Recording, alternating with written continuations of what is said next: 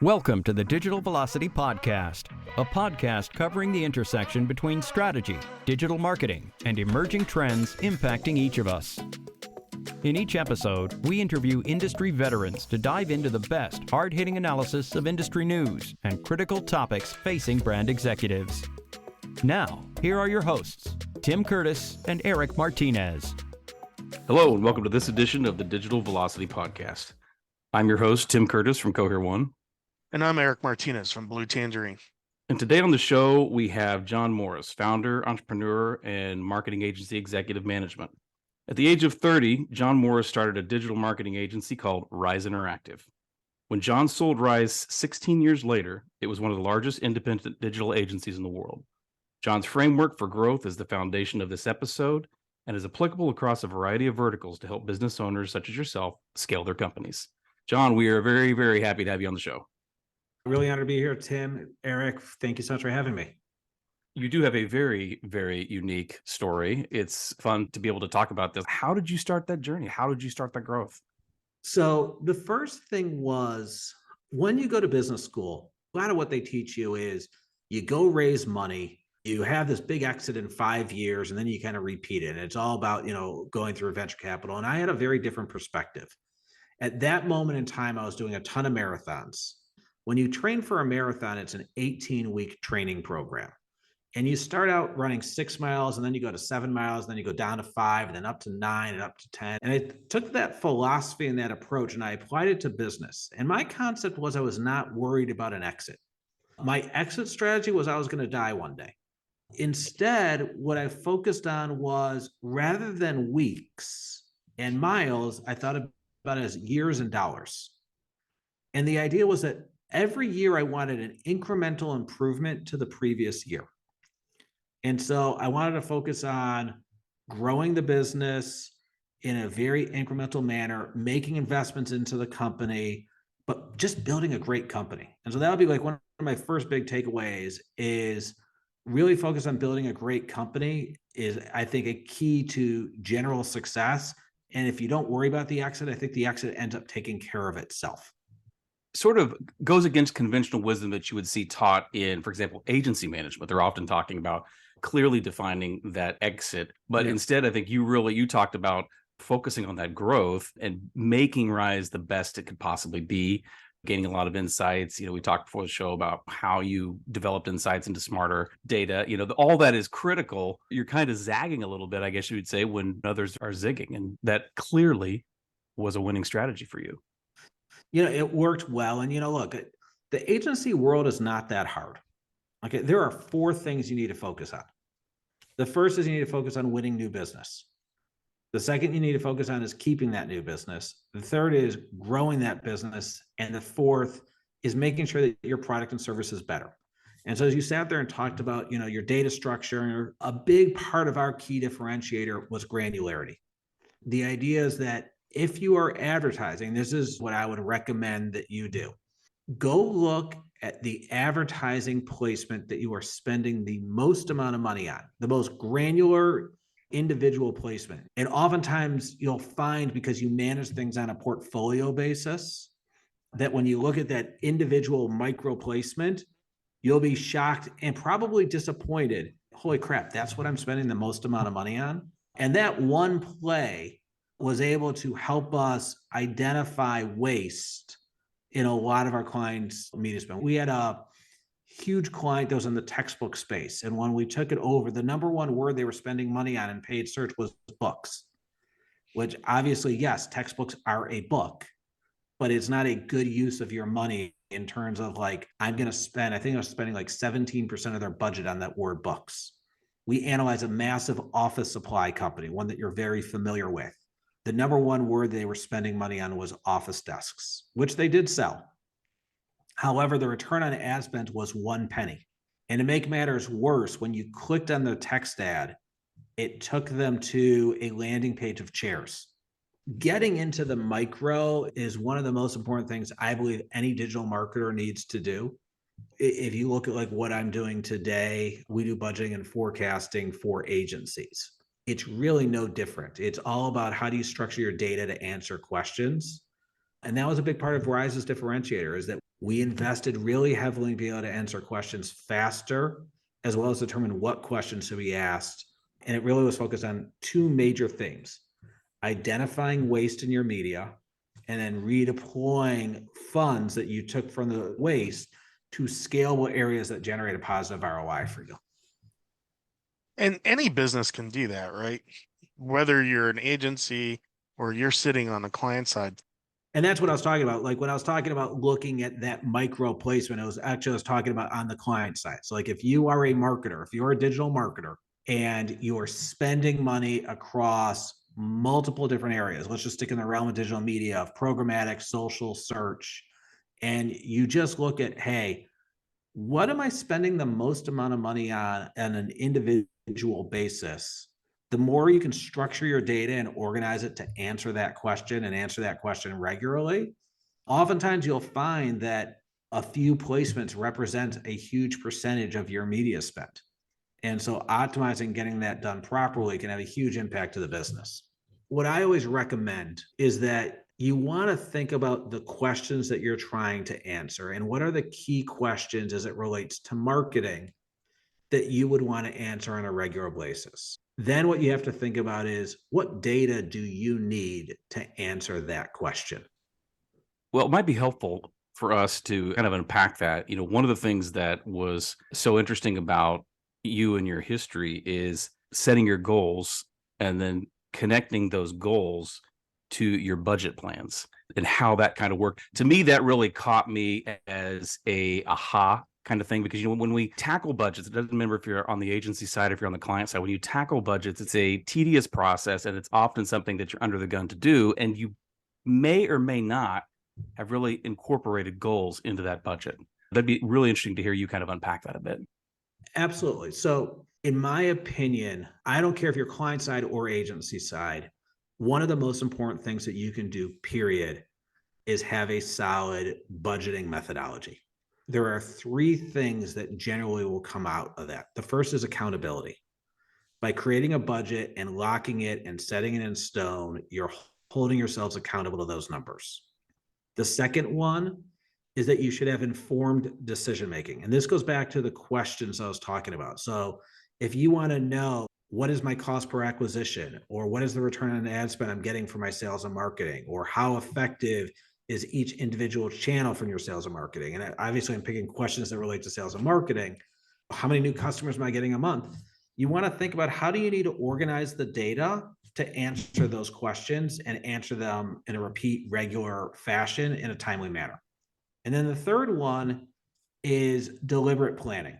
The thing about sales and marketing is it's an ecosystem. You're selling a product or service, and that product or service is either good or it's bad. But the more that you invest in that product and service, the easier it is to have your sales and marketing be effective.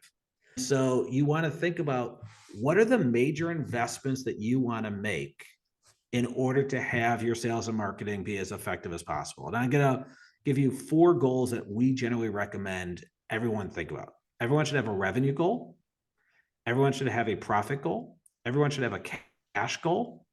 And everyone should have an infrastructure goal. And that infrastructure goal are the investments you're making so that your business is better at the end of the year than it is at the beginning of the year. That infrastructure could be, we're going to be investing in our marketing automation program and improving our sales and marketing, or it could be, we're going to be investing in our product or service to make it more effective. But the idea is that all you have is time or money. If you spend your time and your money less effectively than someone else, then guess what? They're going to grow at a faster rate. I really believe that your sales and marketing initiatives is a huge component to how you do your budgeting and your planning. And I'll give you an example. People come to me all the time. I really want to grow faster. Awesome. Well, what percent of your revenue do you spend on sales and marketing? Well, we don't really spend money on sales and marketing. Then you don't really want to grow faster. You can start seeing, just in terms of how much money is given to sales and marketing, starts with your budget and determining what's important to you. I can tell you philosophically, I want people to spend as much money as a percent of revenue on sales and marketing as they possibly can, because that's the only way that you're going to grow. The way you figure that out and the way you know what you're going to spend on sales and marketing is it starts with that budgeting process. John, you talked a lot about software tools to enable this budgeting process and iterate on it. Can you tell us a little bit about that process of incorporating software and automation tools to help you do that better? Yes. So there are different tools for different purposes. So for example, at Ramsay, we've built our own proprietary budgeting software that is specifically designed for agencies. Agencies are unique, or really professional services are unique in the sense that our inventory are people, and we have to look at the hours that we're delivering and what's the margin. And I went and looked up a definition called adjusted gross income yesterday, which a lot of the financial experts in the agency world tout as the way to go. And I looked at three major experts in our space, and all three of them had a different definition of what adjusted gross income is. And by the way, I actually have a different approach, which I call the net revenue approach, which I think is superior to that approach anyway. And the reason why is because it allows you to answer questions more efficiently and more effectively. But I would say that's even more important than the software is your approach and your methodology to budgeting and forecasting. I want you to think about this. This is a really powerful statement, in my opinion. Everybody has a strategic plan, whether they know it or not. It is what they choose to spend their time and what they choose to spend their money on. If you don't put a plan together, you're still spending money. You're still spending time. You can just do it better. So the first thing is you have to come up with the right approach. And then once you have the right approach, then you have to make sure that you have the right tools that go along with it. I'm going to give you two quick examples. An old neighbor of mine was the handiest man I have ever met. Our backyards backed up to each other, and he had this tree house that was like the most beautiful tree house you have ever seen. I mean, it absolutely was professional grade. And so I asked him, I was like, who did you hire to like create your tree house? He was like, oh, I did it myself. I was like, what did you like print out like a blueprint, like online, like how to create it? I was like, no, I just kind of had a vision in my head. And he goes, but I'll tell you the secret to building things great. Don't jerry rig and try to come up with the tools to like get it done. You got to buy the best of breed tools to get the job done properly. When I think about your budgeting and forecasting, our tool is specifically designed for agencies, but there are other tools that are designed for either other industries, or there are tools that are designed, that in more of a horizontal way where it goes across multiple industries. But the first thing is you have to figure out the right approach. Once you've determined the right approach, what's the right tool to use for that approach? So I'll give you an example. Are you familiar with EOS? Yes. Very familiar with EOS. Yep. Okay, so I read Traction while I was at Rise. I fell in love with the approach and the concept and the simplicity of it. And I was like, if I'm going to do it, I'm going to do it right. So we went and hired an EOS implementer. We ended up using Traction tools. We ended up using a lot of the features and functionality, and we went all in on it to do it right. And so that would be my general take is first find the right approach and the philosophy, then find the right tools that go along with it. For the audience's perspective, Traction, the book, is by Gino Wickman. It is a really powerful framework for managing and operating any kind of business. The principles in there that John's talking about are absolutely concrete and solid, and take some time to implement it properly, but it has a huge success story behind it. So, John, when we talk about budgeting and forecasting, you said earlier, what is the question I want to answer and what data do I need to answer that question in a timely manner? Having worked with a number of clients, I've got one who they are a retail operation mostly. They've got a direct to consumer business and a retail operation. We want to drive traffic to our stores. We want to grow traffic. So I said, okay, well, how much more traffic do we need to actually grow?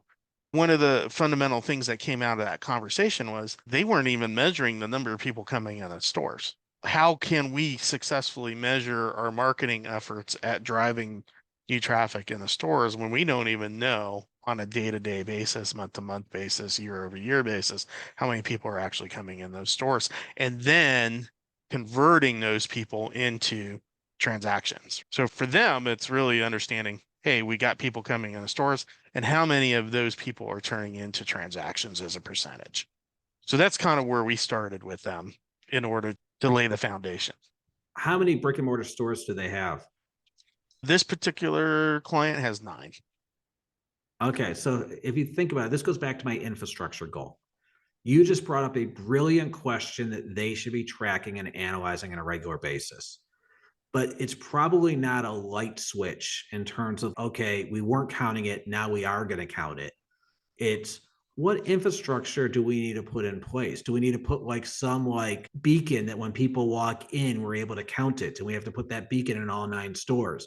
And where's that data going to go to? And then how do I organize that data to look at it? And I don't want to look at it overall. I want to look at it by each individual store. So I have to make sure that each beacon is unique to that store. And then I want to tie that to number of purchases per day. So now I can start getting into this many people walk into my store, this many people purchase a day. And so I know that the ratio of walk-ins to sales is X. Then they're in a much better position from a budgeting perspective of saying, hey, if we can keep the same quality of people and we can double the traffic, we should double the sales. You can test that theory, maybe do it on an incremental basis. Let's test that out and let's try this campaign to grow the number of people that come in the door. And so that's a perfect example of how I believe the power of budgeting and thinking of the investments you want to make and thinking about the questions you want to answer become really powerful. Yeah, absolutely. I think the critical component there is realizing that some of this stuff just takes time. They didn't have the infrastructure. They had to put the infrastructure in. Then we had to start measuring, collecting data before we could get to that budgeting and forecasting piece. For them, that actually took almost a year. Yep. Almost a year in order to implement that. But a year later, they are much better positioned to forecast and plan and understand that their marketing programs are or are not succeeding. And now just imagine their competitor who happens to own 9 stores as well, didn't make that investment. What a better position they are to determine waste in their spend versus effectiveness in their spend. And then when you find the effective areas, scale it. Yeah, absolutely. I'm going to pivot this conversation a little bit because I think there's an important topic in our industry right now in terms of measuring and data with the impending Google Analytics change.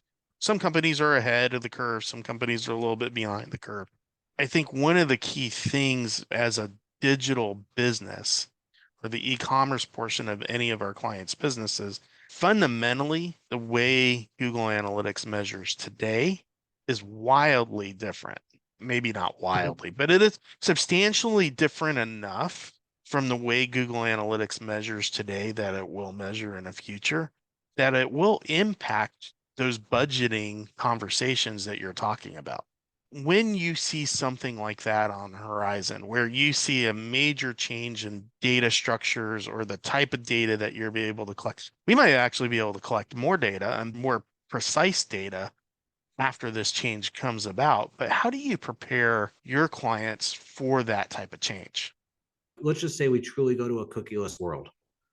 Advertisers still are highly dependent upon cookies to analyze conversion rates and all of this different information. Really, the question comes down to what replaces it. What I think you have to start thinking about is one of the reasons why digital marketing has been able to gain so much market share from traditional media is the measurability of it. If that measurability goes away or it takes a different form, it is very possible that new channels become much more important than the current channels you're investing in. So what you have to really understand is, what are those new channels? And do I want to reallocate some funds, or do I want to test putting money in a different area than I was before? One of the, I guess you could call it obviously a fluid situation with the cookies, and we're all envisioning what that impact's going to look like on the backside. But as clients are navigating this, we're sort of losing focus on a couple things. One of the things that I see clients beginning, they're rushing to leaning into some of the digital marketing. They have begun to commoditize. They have sort of lost some elements of their own distinctive in the middle of the marketing digitally. How would you suggest, and how do you suggest when you're working with clients and you're working with them, in this case, let's take the digital example, they're going to have to compete in a world that we don't necessarily know what it's going to look like yet. There are other elements or other channels of marketing emerging. And at the end of the day, we've got to be well positioned to have our brand and our voice and our distinctive intact through that. You're sort of balancing the tyranny of the urgent into running into these new channels, trying to figure out what it's going to be. But at the same time, you can't lose the element of what elicits that response, your brand, the consistency. How do you begin to go through all that muck? So a couple of things. One, the first thing I always recommend people, like when it comes to testing a new channel, is you want to spend the minimal amount of money possible to gather enough data to determine if this is something effective or not. If you go and put a bunch of mini tests together and you're like, okay, this place actually seems to resonate, then you want to determine the scalability of it. So the idea is that you have to be investing in emerging channels and emerging tools. If you think about where Google and a lot of these companies are headed in terms of AI, the difference to me is the fundamental pieces of information you feed that AI tool. And how can you have a better and unique data set than your competition? If you can think about that and you can come up with that and you invest in it, you're really investing in the future. I don't think there's any doubt with ChatGPT that the world is headed towards AI. Before ChatGPT, I probably was more of a skeptic. Every time I tried anything with AI, I just found like the decision-making provided lackluster results until I saw ChatGPT. And clearly the evolution is pretty amazing. You need to know where your wind is blowing. I'm going to go back, I gave the marathon example. I'm now going to give a triathlon example. I did my first half Ironman, and it was a cold September day, around 30 degrees, and the winds were like 20 to 30 miles per hour. It was one road in farm country for 28 miles straight, and then I turned around and did 28 miles back for the biking portion. I normally averaged about 20 miles per hour when I would bike at that moment in time. I averaged between 6 and 9 miles per hour for the first 28 miles, and I averaged about 30 to 35 miles per hour on the way back. In my opinion, there is a ton of wind blowing behind AI right now. There's going to be headwinds in other areas, and it's your job to understand where are the wind blowing in terms of the opportunities to take advantage of it, and how can you be first to market in that respective area. I attended the Macon conference in Cleveland I believe it was last August, marketing of artificial intelligence. And so it's all about artificial intelligence and marketing and the impact, and ChatGPT and a host of other platforms were discussed. But you bring up a really important point, and one that was, let's just say, was not answered or was unable to be answered. And that was related to the data.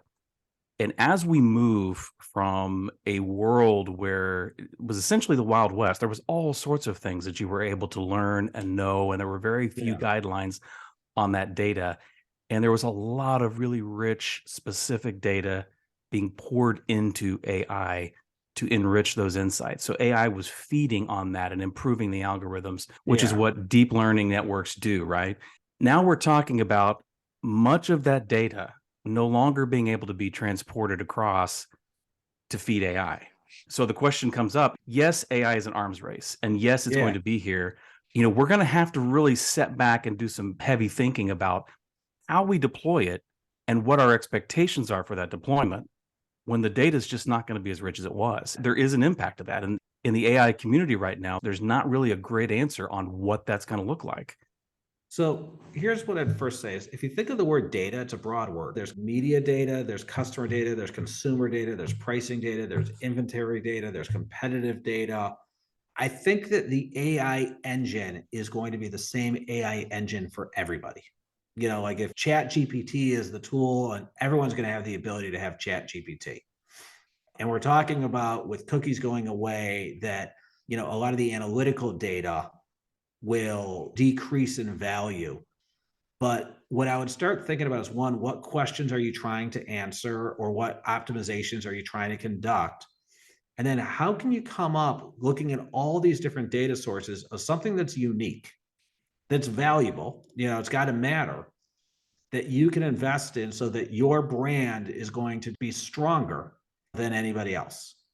You're really talking about the idea of niching, whether that's on a data point, a product, or a service, whatever it is, you're really talking about honing in on whatever your unique difference is, right? That's one of the key principles in traction in order to compete with the larger competitors out there that already are deploying a lot of these tools. So what I would say is, Tim talked about brand earlier. I believe that your differentiator is your DNA and that it is your brand. I also believe that it's a journey that you constantly invest in to make better and better. I call it the 2-question test to determine if you really have a differentiator. So the first question is real simple. What makes you unique? What makes you different? I can tell you in the agency space, the answer is generally one of 3 buckets. We are data driven. You get to talk to more senior people, or you get better customer service. So it's the second question that I think is crucial, and it really applies to any industry, which is awesome. I just talked to 49 other companies that said that they have the same differentiator as you. How are you better than those 49 other people? Just put in perspective, in the agency space, there's 120,000 agencies just in the United States.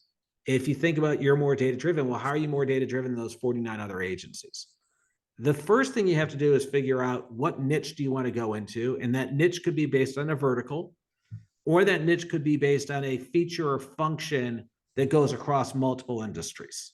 Then what you have to do is say, well, how much am I going to invest, going back to budgeting and forecasting, in making that differentiator real over time?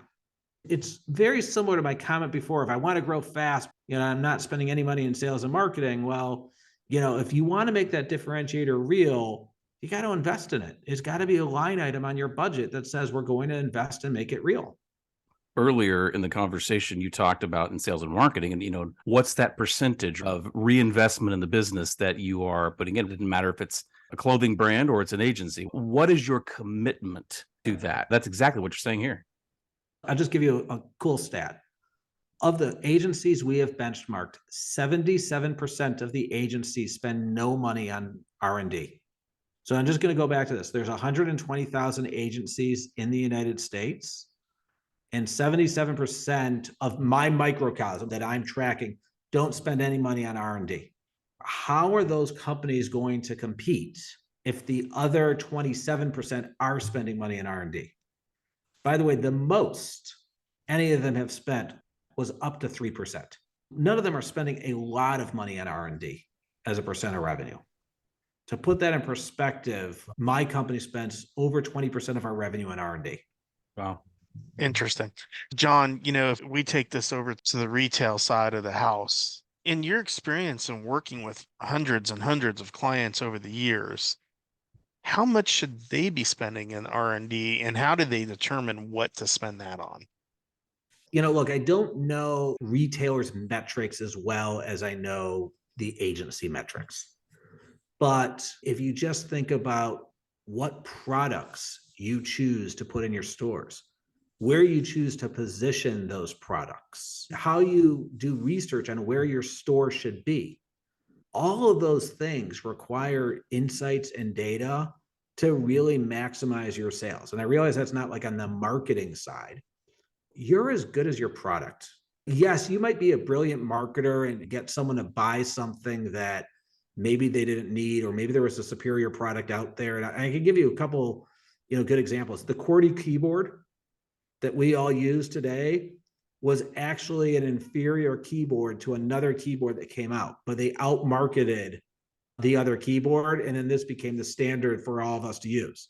So had they failed, we'd actually be able to type more words per minute if the other keyboard took off. Same thing is true with Beta and VHS. Beta was a superior product, but got outmarketed. That might be the investment they chose to make, was to be better at marketing.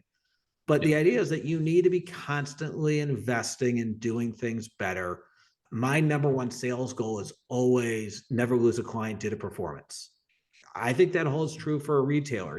Is someone willing to drive an extra mile to your store because the experience is so much better than a competitor right down the street? If you can make that happen, and I'll give you actually the best retail example in the world, in my opinion, is Amazon. Is Amazon a retailer or are they a delivery company? They focused on innovating on how they can do delivery better than anybody else. And it still amazes me. I'll buy something at Amazon and later that day it'll be at my house. Just think about how incredible that is. That's all because they focused on R&D and they invested in it. Yeah, I look at R&D, I look at sales and marketing, take the agency space, for example, where we all are.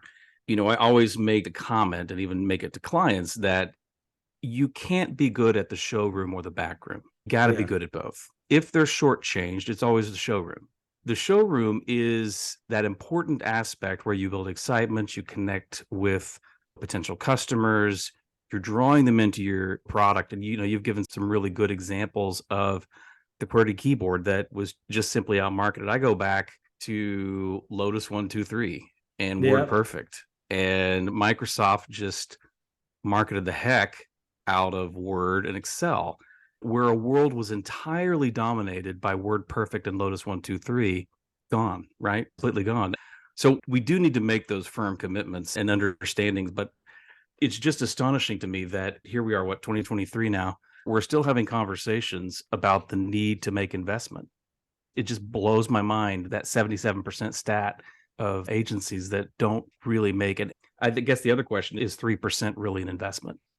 So the challenge with the agency world is you have 50% for gross margin, you have 30% for SG&A, and you should have 20% profit. So at the most, it can really be 20%, but most companies don't have a 50% gross margin. Yeah. And so teaching them how to get a higher gross margin and deliver for their customers. And then the cool thing is you can invest in R&D and it can be a capitalized expense, so it doesn't impact your EBITDA. I'm recommending at least 5%. It all depends on the size of your company, but it can be a good starting point. And the idea is that it all becomes incremental. Generally, your first year, I'll give you an example. We go live with our budgeting and forecasting software for agencies in 13 days. I've been building it for the last year and a half. So it took me a year and a half of patience and refinement before I have any customers actually using the platform. That's a big investment and commitment. Yep. Better work. Yeah. Well, no pressure, right? 13 days and we'll find out. No, I know we have some listeners that are agency owners and agency execs, and Ramsay Innovations is John's company. I encourage you to go out and take a look at that, ramsayinnovations.com. Would just be curious if there's any last piece of advice that you typically like to give listeners that we haven't already covered. Two things that I've noticed. The first is the more you can take a data-driven approach to running your business, I don't care what industry you're in, whether you're in a retail, an agency, manufacturing, you're going to make better decision-making. So that'll be my first component. The second thing is oftentimes you're not going to like what the data says. Have the courage to make the tough decisions when the data is telling you that you need to do something. It's funny that you say that, John, because we at Blue Tangerine are going through that process and peeling back all the different onion layers of our business. And we see some things that are great and are fine. And then there's things that we're finding that we're like, oh, we're really not great at that. So we need to make a really hard choice on, do we become better at that, or do we refocus our energies in the areas that we're already doing great? So I think that's a key principle that people need to keep in mind as they're running their businesses from year to year, that looking at those numbers will uncover the things that they're not great at, and they either need to improve or they need to shed.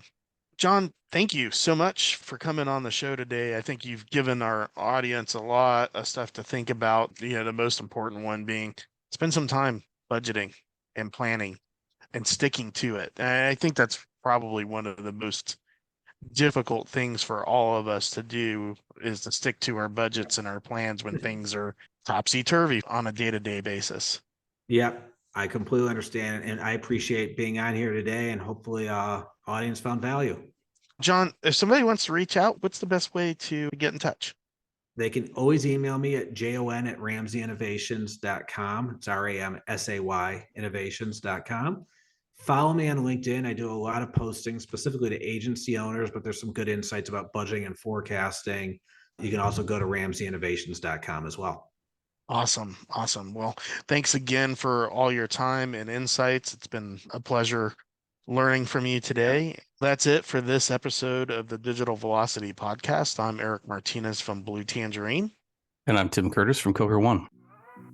Thank you for listening. To learn more about how Blue Tangerine and Cohere One can help you generate more sales for your business, visit bluetangerine.com and cohere1.com. If you have enjoyed our show today, please tell a friend, leave us a review, and subscribe on your favorite podcast platform. Visit the digitalvelocitypodcast.com website to send us your questions and topic suggestions. Be sure to join us again on the Digital Velocity Podcast.